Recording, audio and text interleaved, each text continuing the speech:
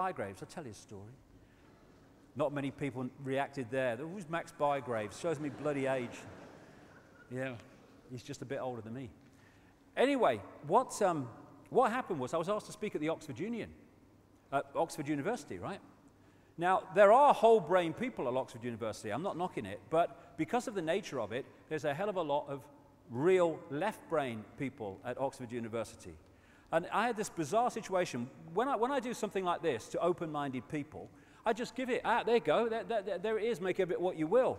But when you're talking to a real left brain audience, even at the elite Oxford University, where they've passed all these exams to get there, he's clever, I'm sitting in the hotel room before I'm going to do it, and I'm thinking, how do I put this in baby steps so they'll get it?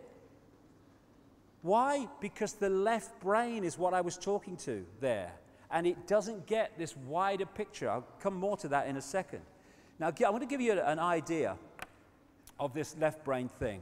If you go to my website, davidicke.com, and you go into the What is Reality Research Archive, you can see this 20-minute clip of this lady. It was sent to me a few weeks ago, and it was like a eureka moment because of what she experienced. This is a lady called Jill Bolte Taylor, who's a neuroanatomist, brain scientist for short, and she had a stroke which shut down her left brain, and instead of conking out, she spent hours experiencing what was happening while it was going on. And she talked about the fact that she got up, she was having this stroke, she didn't realize it immediately, and she got onto the exercise machine. This is how she describes what happened. So I got up and I jumped onto my exercise machine, and I'm jamming away on this thing, and I'm realizing that my hands look like primitive claws grasping onto the bar. I thought, that's very peculiar. And I looked down at my body and I thought, whoa, I'm a weird-looking thing. And it was as though my consciousness had shifted away from my normal perception of reality, where I'm the person on the machine having the experience, to some esoteric space where I'm witnessing myself having this experience. I looked down at my arm and I realized that I can no longer define the boundaries of my body. I can't define where I begin and where I end because the atoms and the molecules of my arm blended with the atoms and molecules of the wall. And all I could detect was energy. And I'm asking myself, what's wrong with me? What's going on?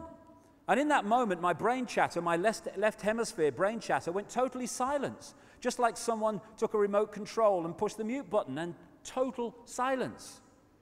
And at first, I was shocked to find myself inside a silent mind, but then I was immediately captivated by the magnificence of the energy around me. And because I could no longer identify the boundaries of my body, I felt enormous and expansive. I felt at one with all the energy that was, and it was beautiful there. Then all of a sudden, my left hemisphere comes back online and says to me, hey, we got a problem, we got to get some help. So it's like, okay, I've got a problem. But then I immediately drifted back out into the consciousness, and I affectionately referred to this space as La La Land. But it was beautiful there. Imagine what it would be like to be totally disconnected from your brain chatter that connects you to the external world. So I'm here in this space, and any stress related to my job, it was gone. Again, stress, body consciousness. And I felt lighter in my body. And I imagine all of the relationships in the external world and the many stresses related to any of those, they were gone. I felt a sense of peacefulness. And imagine what it would be like to lose 37 years of emotional baggage. I felt euphoria. Euphoria was beautiful. And then my left hemisphere comes back online and it says, hey, you've got to pay attention, you've got to get help. And I'm thinking, I've got to get help, I've got to focus. So I've got to get help, I've got to call work. I couldn't remember the number at work, so I remembered in my office I had a business card with my number on it. So I go to my business room, I pull out a 3-inch stack of business cards. And I'm looking at the card on top, and even though I could see clearly in my mind's eye what my business card looked like, I couldn't tell if this was my card or not, because all I could see was pixels. And the pixels of the words blended with the pixels of the background and the pixels of the symbols, and I just couldn't tell. And I would wait for what I call a wave of clarity. And in that moment, I would be able to reattach to normal reality, and I could tell, that's not my card, that's not my card, that's not my card. It took me 45 minutes to get 1 inch inside of that stack of cards. In the meantime, for 45 minutes, the hemorrhage is getting bigger in my left hemisphere. I do not understand numbers, I do not understand the telephone, but it's the only plan I have. So I take the phone pad and I put it right there, right here. I take the business card and I put it right here, and I'm matching the shape of the squiggles on the card to the shape of the squiggles on the phone pad. Eventually, the whole number gets dialed and I'm listening to the phone. And my colleague picks up the phone and he says to me, "Whoa, whoa, whoa, whoa, whoa." And I think to myself, oh my gosh, he sounds like a golden retriever. And so I say to him, clearing my mind, I say to him, "This is Jill, I need help." And what comes out of my voice is, "Whoa, whoa, whoa, whoa, whoa." And I'm thinking, oh my gosh, I sound like a golden retriever. So I didn't know that I couldn't speak or understand language until I tried. What's happening is the left brain, because of what's happening to it, has stopped decoding vibrational information into human language and vibrational information into this reality. Therefore, it sees pixels, which is the next level of reality to this one. When I awoke later that afternoon, I was shocked to discover that I was still alive.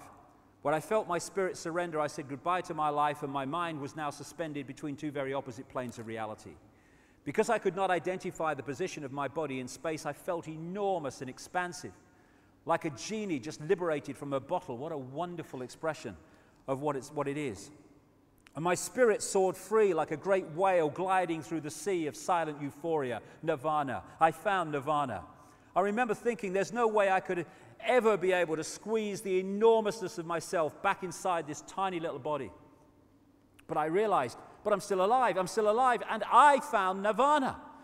And if I found nirvana and I'm still alive, then everyone who is alive can find nirvana.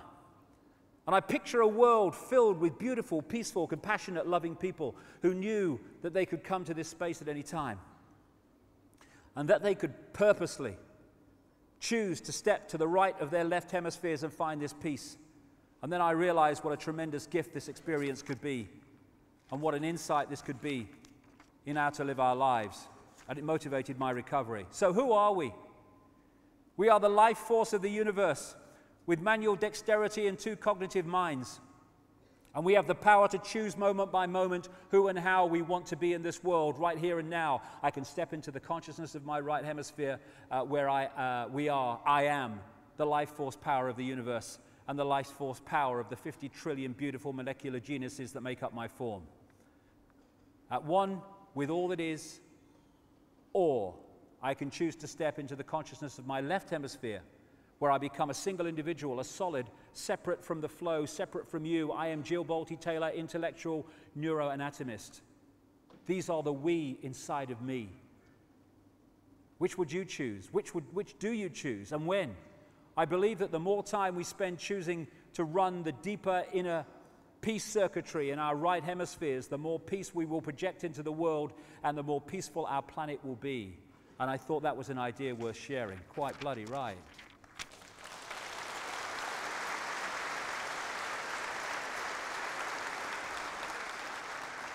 And that is someone experiencing what I'm saying here, that we are decoders of information, and this is an illusion. It is a decoded holographic illusion.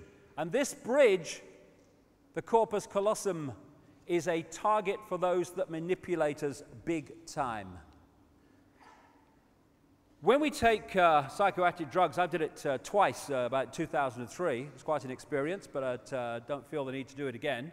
What is happening is it's affecting the way our brain, mind, bodies decode reality. And it is opening up a wider range of frequencies.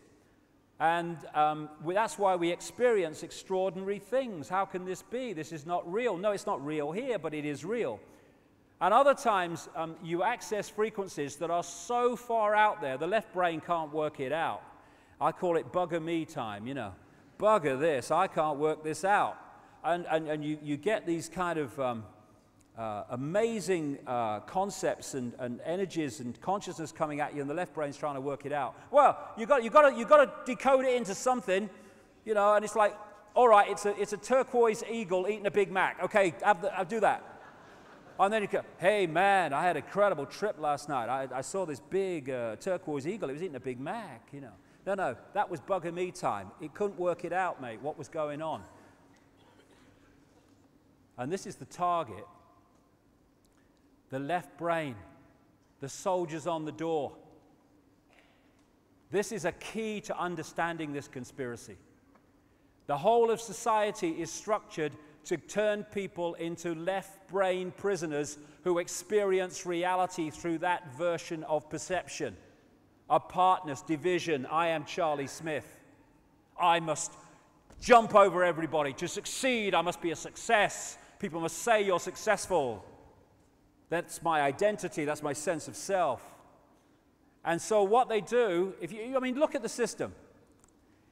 If you want to progress within the system, this left brain society we live in, then you have to be very, very good at passing exams. You go to school, you pass exams. And what are you doing in exams? You're taking information given to you, you're putting it in the left brain, you're holding it, you're regurgitating it out on an exam paper by telling the system what it's told you to believe.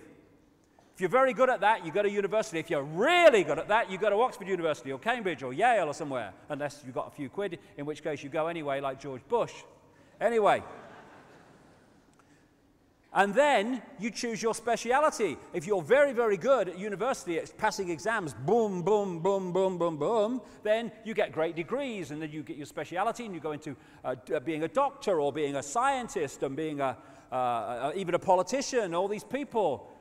And therefore, all these people that are in the positions of power within the institutions that control and dictate the reality and direction of society are all, by the time they get there, fully paid up prisoners of the left-sodding brain.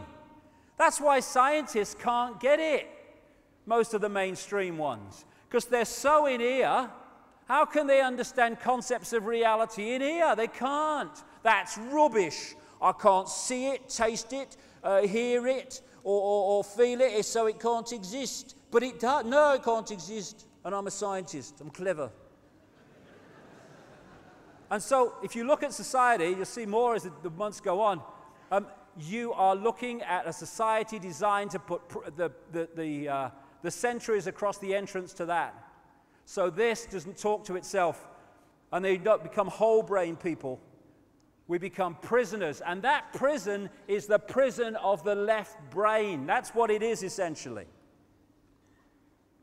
René Descartes, the French philosopher and mathematician, said this about finding a way to express self-identity. I think, therefore I am.